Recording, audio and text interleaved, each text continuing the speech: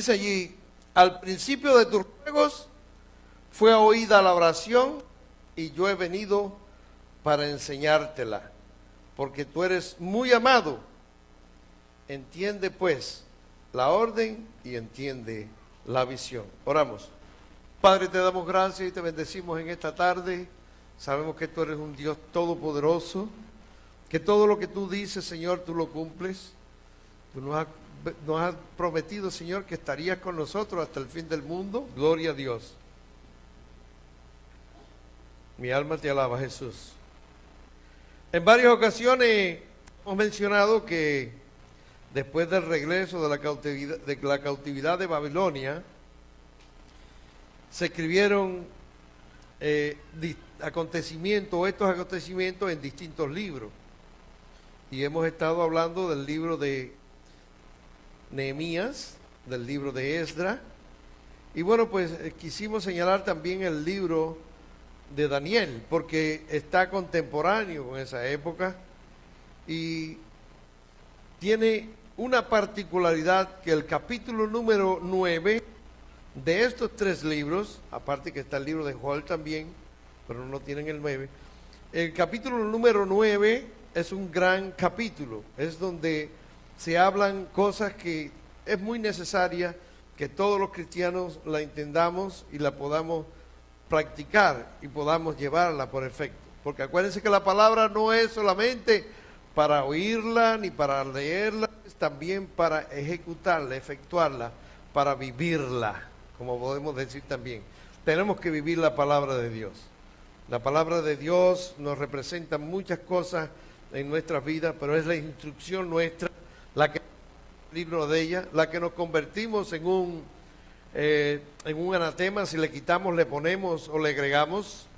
Por ahí hay lugares donde le quitan a la palabra de Dios o le ponen a la palabra de Dios. Otros niegan la palabra de Dios. He oído decir que dicen que ya no hace falta llevar la Biblia porque con la revelación del apóstol ya la Biblia quedó a un lado, que hay que leer el libro del apóstol, no la Biblia. Hay otros que le interpretaron la Biblia hace casi 1000 años, pero se la interpretaron mal porque fueron los jesuitas y lo hicieron, parece que a propósito, para que fueran falsos, para que fueran una secta. Y por eso es que usted oye por ahí de que hay sectas que dicen de que Jesucristo no es Dios. Y eso es algo terrible. Decir eso es como echarse arriba a un juicio y como ir directamente al lugar donde ningún ser humano quiere ir. Todo el mundo quiere ir a la bendición, a donde está el Señor, donde el Señor tiene para nosotros preparado morada. Amén. Así que en varias ocasiones hemos hablado de esto, de que los capítulos número 9 de estos libros post-cautiverio tienen algo muy especial y de esto vamos a hablar hoy también. Así que es necesario que la iglesia comprenda esto. Y que uno de nosotros haga una oración de esta índole para que la misericordia de Dios descienda sobre nosotros. Daniel estaba listo para recibir la bendición, porque sentía profundamente su propia indignidad al respecto. Todo el mundo conoce lo que sucedió. Los babilonios se hizo un ejército poderosísimo, nubló todo el Medio Oriente con su ejército y tomaron todas las posiciones. Optaron por darle a cada una de las naciones que ellos vencían, le daban la opción de que si le entregaban todos los años un tributo, le entregaban una cantidad de lo que ellos producían, no los llevarían cautivos. Pero el que incumplía con esta contribución, pues tenía un castigo muy severo. Israel, como sabemos, era el pueblo de Dios. El pueblo de Dios había estado en diferentes lugares, se había organizado, ya tenían sus reyes. En este momento, el rey que estaba a cargo del pueblo de Israel se negó a dar la contribución. Esto fue en los tiempos de Jeremías. Jeremías profetizó y dijo que 70 años estaría Israel en el cautiverio por haber desobedecido al Señor. Porque no fue que desobedecieron a los babilonios, sino que desobedecieron a Dios. ¿Por qué desobedecieron a Dios? Porque se unieron a otros países y empezaron a practicar el paganismo, empezaron a practicar la idolatría, abandonaron lo que Dios había hecho, lo que Dios le había dado, lo que Dios tenía como la niña de sus ojos, lo especial de aquel pueblo, y se creyeron de que ellos lo único que tenían que hacer era lo que les daba la gana y que siempre Dios lo iba a defender. Mucho cuidado con eso, y la iglesia tiene que aprender eso. La iglesia no puede hacer ni irse a este lado o al otro. La iglesia tiene que seguir el camino recto que nos traza la palabra de Dios y que nos da el Señor. Si la iglesia se desvía a un lado o a otro, puede recibir un gran castigo. Y no es Dios el que lo hace, sino lo permite que los que están deseosos, y especialmente Satanás, castigue a la iglesia y a sus miembros o a su cuerpo, que somos nosotros. Así que en este aspecto, este capítulo, usted después lo lee con calma en su casa si quiere, capítulo 9 de Daniel, y usted ve todo lo que está haciendo en ese lugar. Daniel se postra delante de Dios, empieza a reclamarle a Dios. Los siervos de Dios le pueden reclamar a Dios con todo respeto y con toda serenidad, sin ofensa, sin falta de respeto, sino con todo el respeto y toda la parte santa que se merece Dios. Usted le puede preguntar cosas a Dios, porque Dios se agrada de eso. Daniel le estaba preguntando, le dijo: Señor, no dijiste por medio de la boca del profeta Jeremías que serían 70 años, pero ya pasaron los 70 años. Nabucodonosor había sido vencido por los medios persas y ellos seguían como cautivos en las distintas naciones. Daniel no entendía, quería saber. Pero Dios en este momento le está contestando, le está diciendo: ya hay alguien que te trae la respuesta. El ángel Gabriel venía para traerle la respuesta a Daniel, pero no le estaba diciendo exactamente lo que iba a suceder. Daniel tenía temor todavía y se sentía abochornado de que la respuesta que le trajeran fuera una respuesta que todavía tenían que soportar más, porque el pueblo no había entendido todavía que estaban siendo castigados. Y entonces Daniel, dándose cuenta de esta situación, como todos los siervos de Dios que tienen discernimiento, le dice al Señor: Señor, estoy avergonzado, estoy parafraseando, estoy avergonzado de mis padres, de los reyes, de todos nosotros, porque te dimos la espalda, te abandonamos, hemos recibido un castigo que lo merecíamos, pero Señor, te vuelvo y te digo que nos vamos a arrepentir de esto, te pedimos misericordia, te pedimos que no seas severo con nosotros, igual que el Salmo 51, que es un salmo penitenciario, y está hablando el Salmo 51, le está pidiendo misericordia a Dios, le está diciendo que vuelva su rostro, que no me deje, que no ponga su rostro en mis transgresiones, en mis pecados, para que me perdone, como dice el rey David. Así estaba Daniel pidiendo por todo el pueblo y por toda la congregación. Yo creo que ese Salmo 51 no es más penitencial que la oración que estaba haciendo Daniel, el profeta Daniel. Así que como profeta él confiesa el pecado del pueblo y lo describe como una gran negrura, como una mancha, como algo que había venido sobre el pueblo de Israel. Esa mancha estaba sobre las almas de los reyes, de los sacerdotes y de todo el pueblo de Israel. Él reconoce humildemente el pecado de omisión.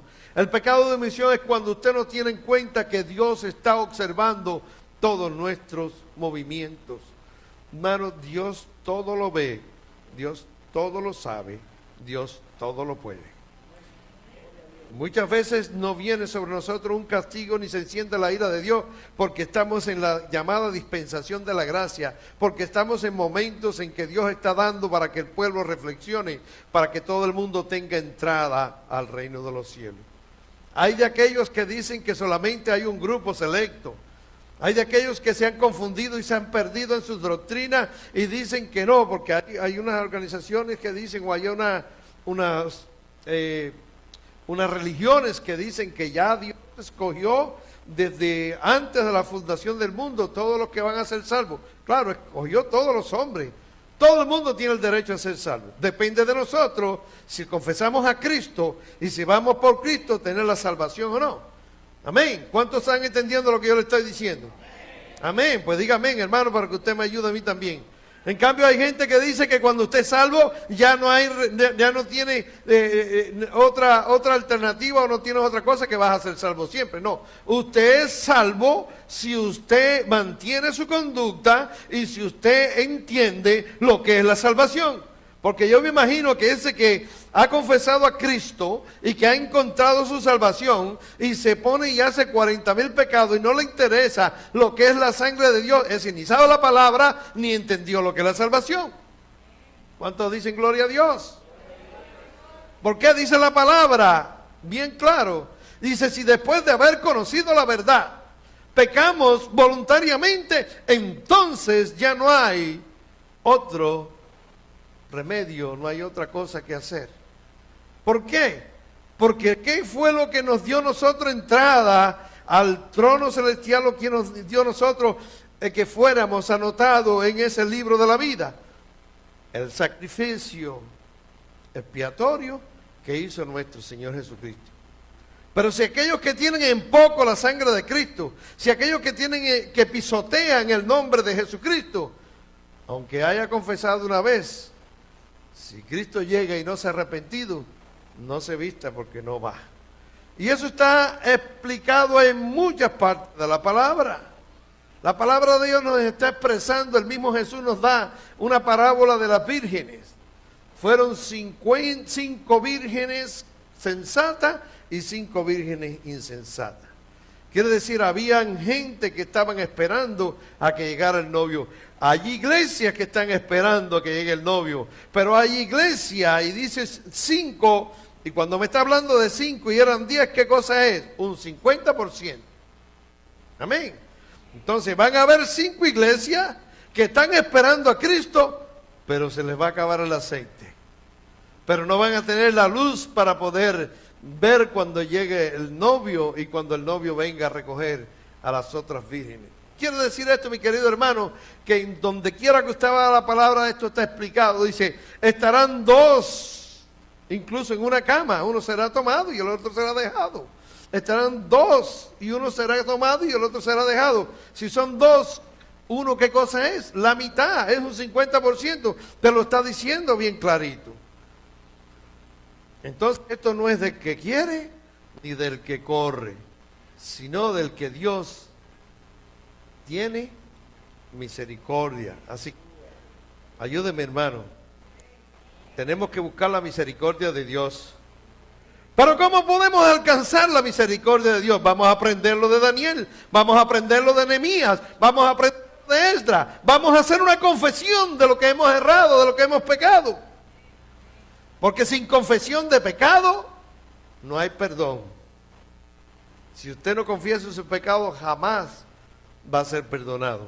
¿A quién se lo voy a confesionar? A un señor grueso, él metido en un cubículo que está al principio de la iglesia, que me va a mandar a rezar algunas cositas, ¿no? Eso lo dicen confesionario. Pero allí no tenemos que ir nosotros a confesar, nosotros tenemos que confesárselo ¿a quién? A nuestro Padre. ¿Cómo estaba haciéndolo Daniel? Ahí no dice que Daniel estaba frente a toda la congregación confesando sus pecados, aunque cuando hay un grupo, o hay una nación, o hay un pueblo, o hay una congregación que se une para confesar sus pecados, allí hay bendición. ¿Cuánto dan gloria a Dios? Cuando Esdras se reunió con el pueblo, empezó a confesar los pecados del pueblo.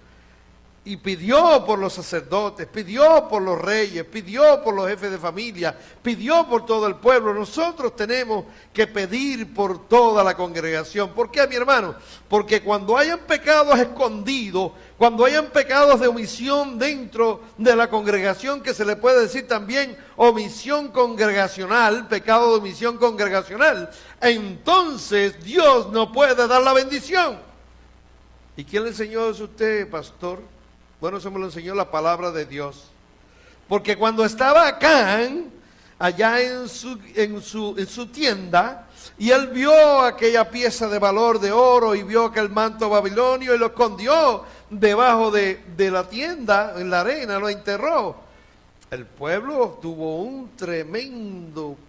una tremenda catástrofe. Fueron detrás a perseguir unos hombres que eran enemigos de ellos, y precisamente esos hombres, siendo menos, hicieron una gran matanza al pueblo de Israel.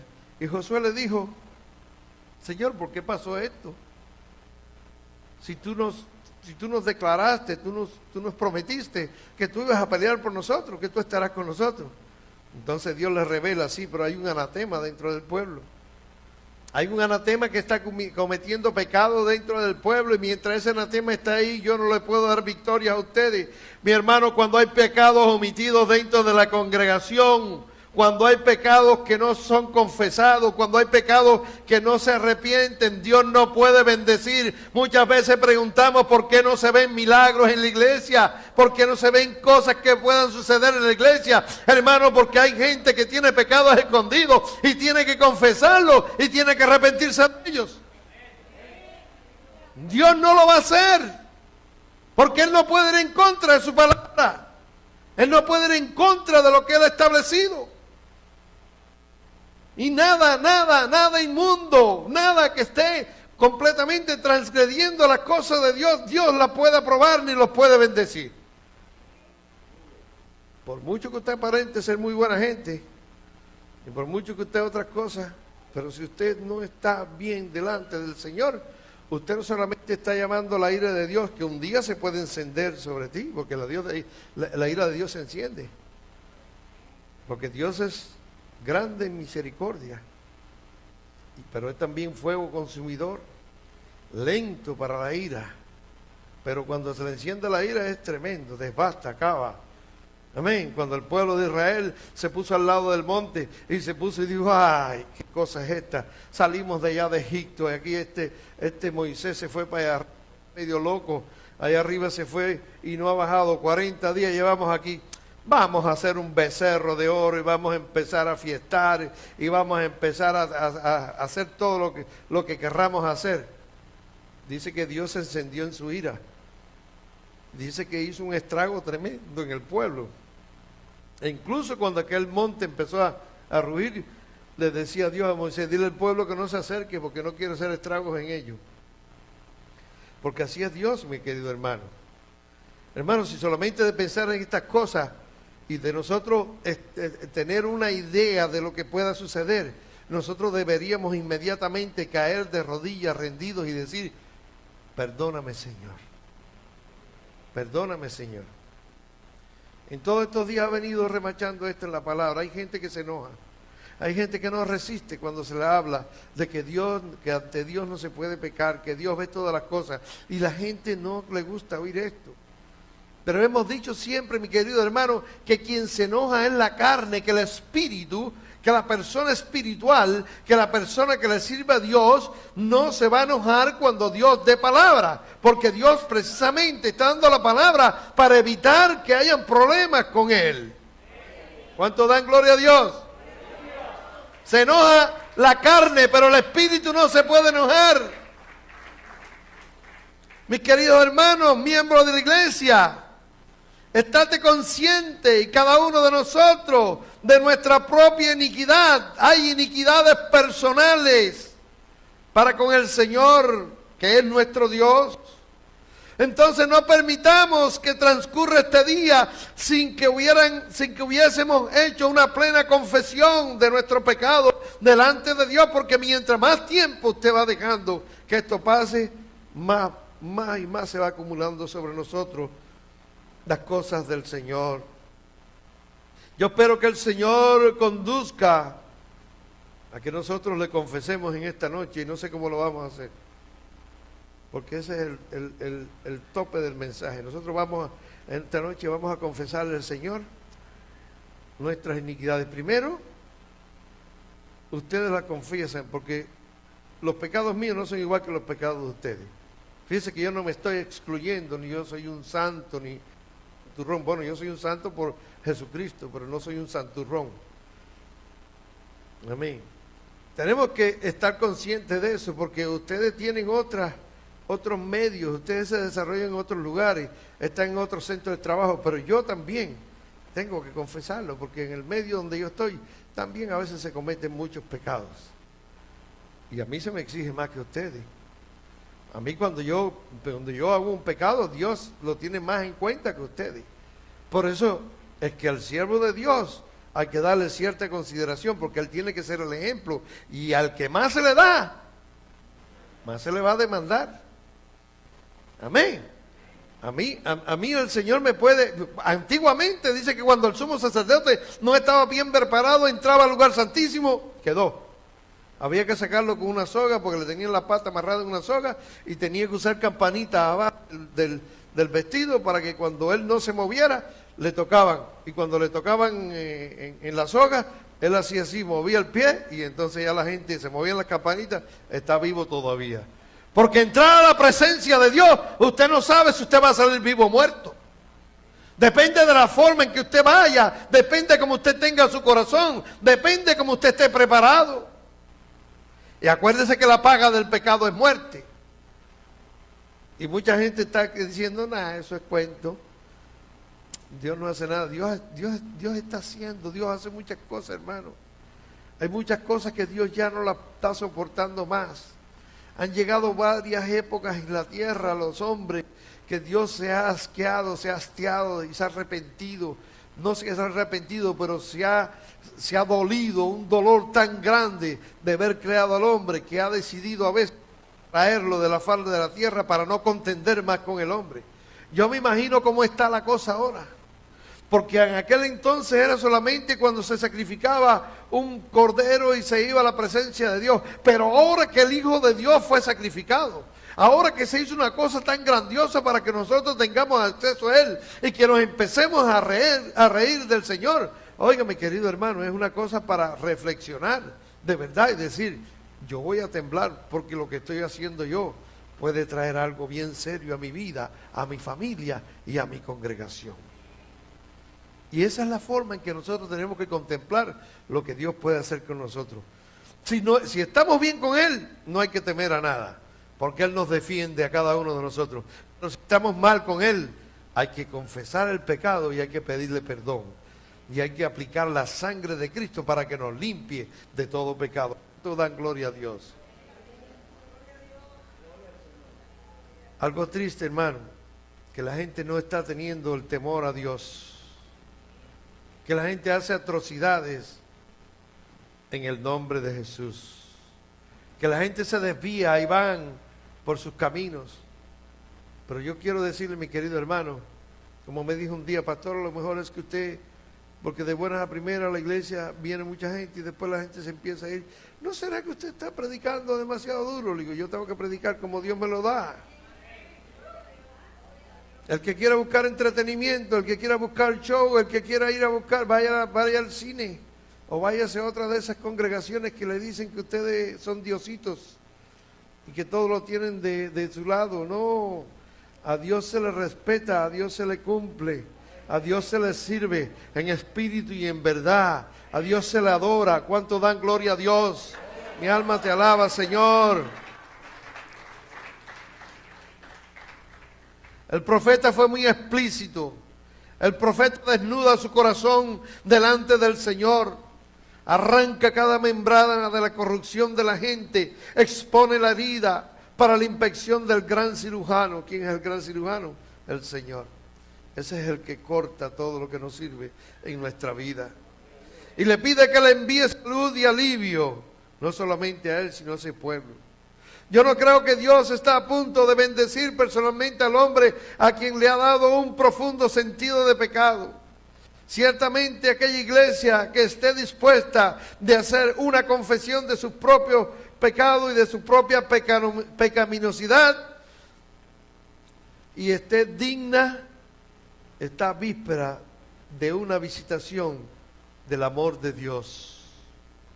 Por eso yo lo digo que en esta noche, si usted quiere recibir la visitación de Dios y el amor de Dios, nosotros vamos a hacer una confesión. No a mí. Yo tengo bastantes problemas para oír todos los problemas de ustedes. ¿Amén? Yo puedo orar por ustedes, pero de verdad que si usted ora, a lo mejor Dios te va a oír. Gloria a Dios. Si usted lo ora de verdad. Yo oro pidiendo que el Espíritu Santo nos capacite para acudir a Él, y cada hombre y cada mujer haciendo una confesión por sí mismo aparte. Se necesita primero una confesión individual. Yo tengo pecados que, como le dije anteriormente, que tal vez ustedes no lo pueden descubrir en mí. Un pecado que no sería posible que ustedes cometieran porque no están ubicados en mi esfera y en mi lugar. Pero usted también comete sus pecados. Y a lo mejor yo no los puedo descubrir, pero usted sí lo sabe.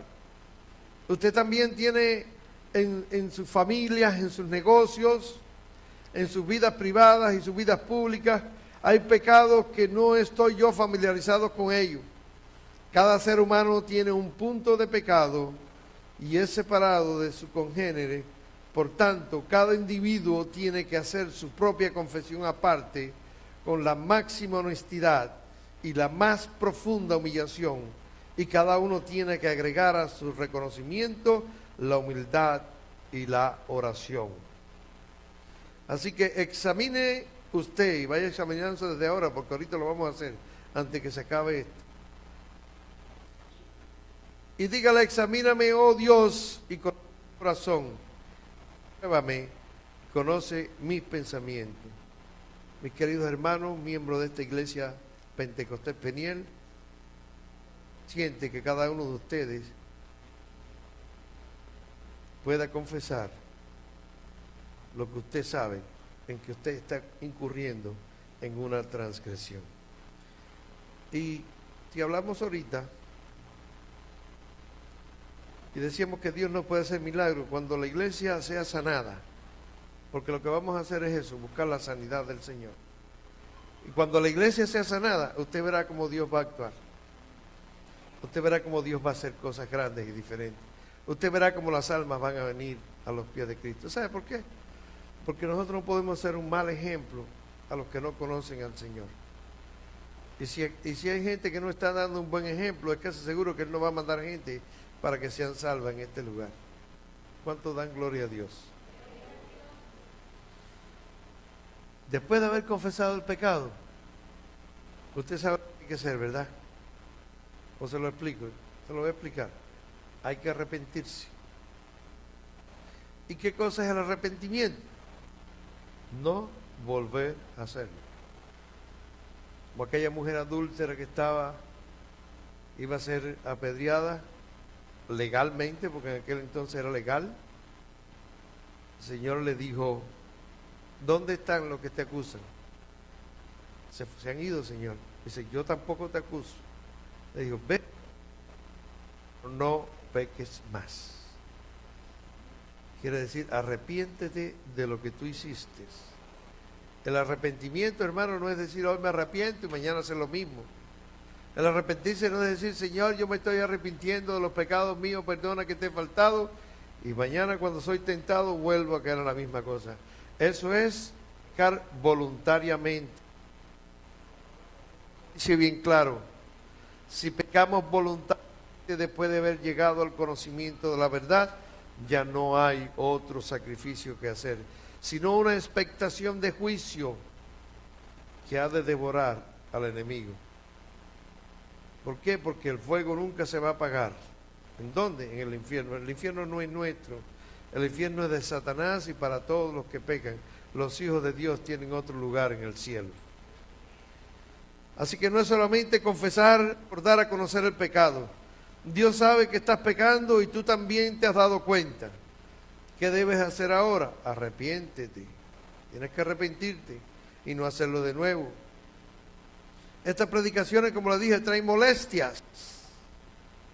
Al extremo que hay muchos que desisten y no quieren venir a escuchar la palabra de Dios. Pero yo le voy a hacer una advertencia, y esto lo dice Dios, no lo digo yo. Una advertencia que donde quiera que tú vayas,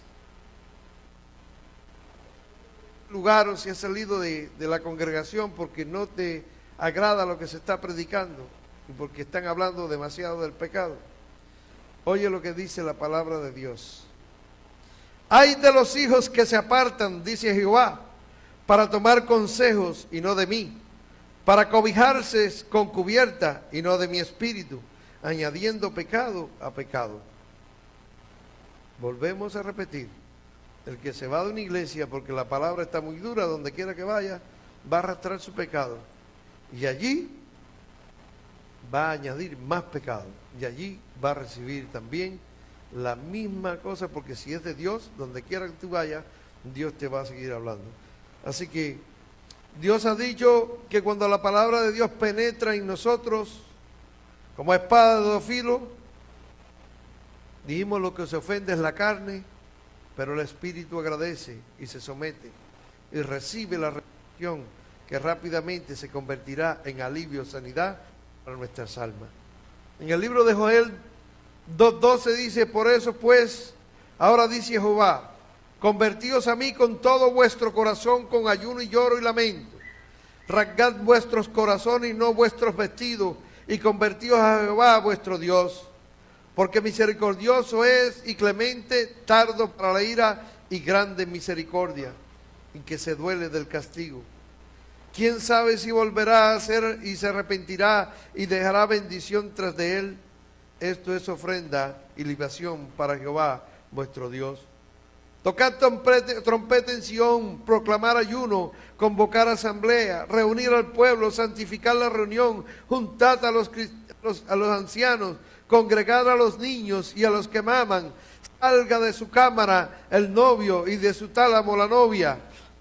Entre la entrada y el altar lloren los sacerdotes ministros de Jehová y digan, perdona a Jehová a tu pueblo y no entregues al oprobio tu heredad, para que las naciones se enseñoreen de ella. Han de decir entre los pueblos, ¿dónde está tu Dios? Y Jehová, solícito por su tierra, perdonará a su pueblo. Y responderá Jehová y dirá a su pueblo, he aquí yo os envío pan, mosto y aceite, y seréis saciados de ellos, y nunca más os pondré en oprobio entre las naciones. Quiere decir esto, mi hermano, si nos arrepentimos, si primero le confesamos nuestros pecados, nos arrepentimos, Dios nos va a bendecir abundantemente. Yo quiero la bendición de Dios. Yo no sé si el pueblo está de acuerdo conmigo, pero esa es parte de la reconstrucción de este año. Que cada uno de nosotros entendamos qué es lo que es el faltarle a Dios y cuánto nos estamos perdiendo porque no confesamos y nos arrepentimos de lo que Dios quiere hacer con nosotros. En el libro de Proverbios 10:22 también dice, la bendición de Jehová es la que enriquece y no añade tristeza con ella. Amén. Así que usted no le tenga miedo a la bendición de Jehová, porque la bendición de Jehová te va a enriquecer. Hay mucha gente que dice, si usted le da tanto dinero, Dios no necesita dinero. Dios lo que necesita son corazones quebrantados. Necesita gente firme en su palabra, gente que sean temerosas a Él, gente que no anden a lo que el viento se llevó, gente que vengan decididas a alabar a Dios, gente que no se dejen mover del lugar donde está por cualquier viento de emoción, sino que se pongan firmes sobre la roca. Ahí es cuando Dios añade bendición, y la bendición no añade tristeza. Así que, ¿cómo vamos a ser un pueblo alegre? Cuando hagamos lo que Dios quiere que nosotros hagamos, que nos confesemos nuestros pecados y que no cometamos y que nos arrepentimos. Pero para alcanzar esta bendición tenemos que dar muestras de arrepentimiento, porque si no, ciertamente se frustrarán nuestras esperanzas y harán que nos perdamos en la bendición, a menos que todo mal sea quitado. Sea este un día de purificar la vieja levadura, para que podamos celebrar la fiesta no con la levadura de malicia, sino en santidad, como conviene a los discípulos de Jesús. Los ídolos tienen que ser abolidos completamente. Mientras no hayamos quitado a todos,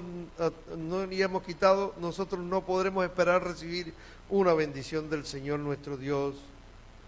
Venid, adoremos y postrémonos, arrodillémonos delante de Jehová nuestro Dios Hacedor, y bendigamos su nombre por su bondad grande y soberana con nosotros como iglesia, y cantemos toda su misericordia que han mostrado para nosotros. Esto todos los años. Confesemos nuestra indignidad, nuestro pecado y nuestra frialdad, nuestra insensibilidad, nuestro letargo y nuestros descarríos de corazones y la rebelión de muchos de entre nosotros. Y luego habiendo confesado nuestras faltas, podemos esperar que Dios nos visite cuando comenzamos a orar, cuando el cántaro esté vacío, la fuente del cielo lo llenará, cuando el suelo esté seco y agrietado y comience a abrir su boca por la sed, caerá la lluvia y enriquecerá la tierra. Gloria a mi Señor. Hermano, muy importante lo de los ídolos. Dios no acepta al idólatra. Hay mucha gente que sigue confundida con la idolatría. La idolatría no solamente es un muñeco. Claro, el muñeco es uno de los más terribles y es uno de los que más practican. Pero la idolatría puede ser un carro, la idolatría puede ser un trabajo, la idolatría puede ser una familia, la idolatría puede ser un hijo, la idolatría puede ser unos vecinos, una calle. ¿Cuántas cosas no puede ser la idolatría? Lo que le demos más importancia y le quitemos a Dios para dárselo a otras cosas, eso es idolatría. Y Dios no nos puede bendecir mientras haya alguien en la congregación que sea un idólatra. Amén. Yo le aconsejo, si usted tiene muñecos en su casa todavía, si usted tiene fotografías que usted siente temor por ellos porque cree que tienen poder divino, aquí estuvo Elizabeth leyendo hoy el Salmo 115 y dijo lo que representaban esos ídolos y lo que representan la gente que los adoran también. Dios no quiere gente idólatra. Dios no quiere que nosotros hagamos el pecado de idolatría. Eso es abominación a Jehová. Dios expulsa eso de su boca, de su ser. ¿Por qué vamos a estar nosotros haciendo idolatría cuando Dios no le agrada? ¿Te quiere ver bendición en su casa? Deje la idolatría. Yo nunca he sido idólatra. Bueno, analízate. Para eso es este culto. Este culto es para analizarnos nosotros mismos, examinarnos nosotros mismos. ¿Qué estoy idolatrando yo? ¿Hay algo más importante que Dios para mí? ¿Hay algo que yo tenga más cuidado de Él que de Dios?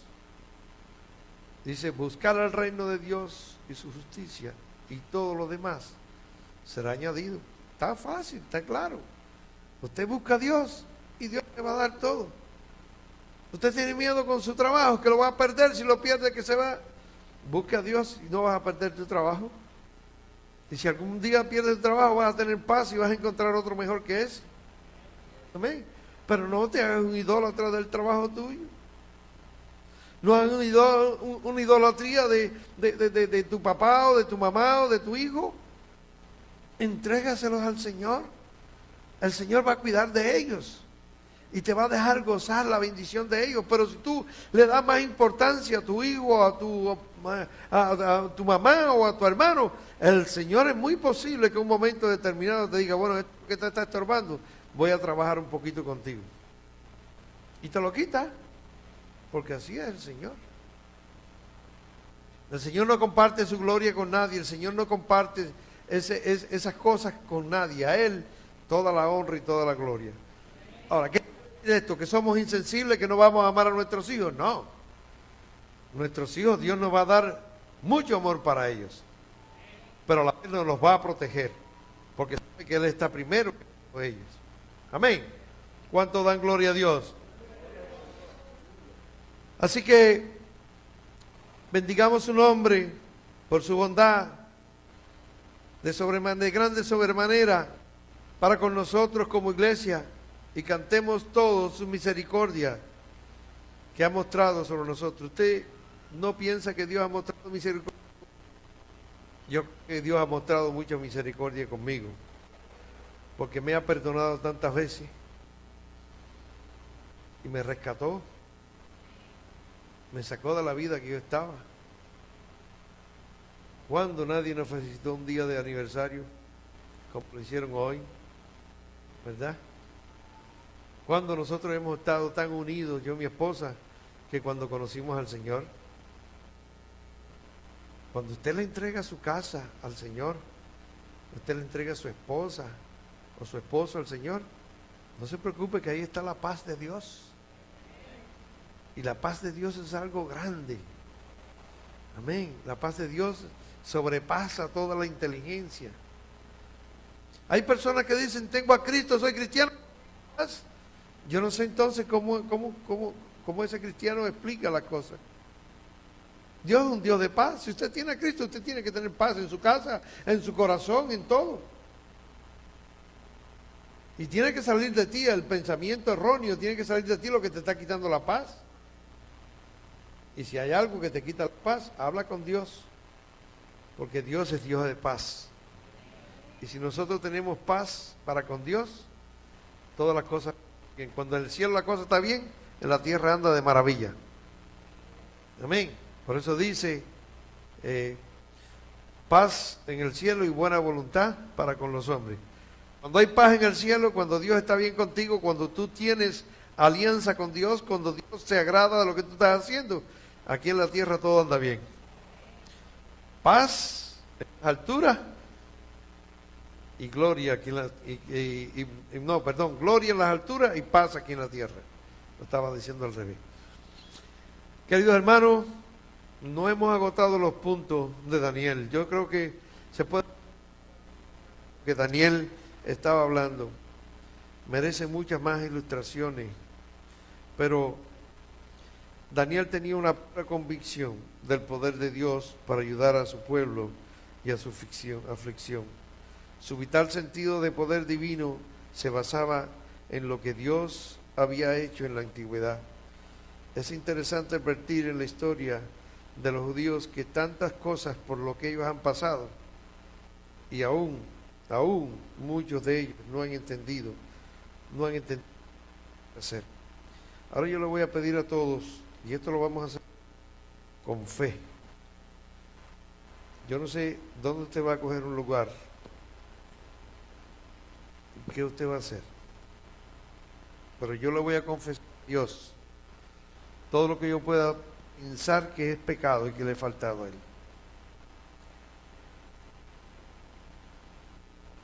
A Dios, a nadie.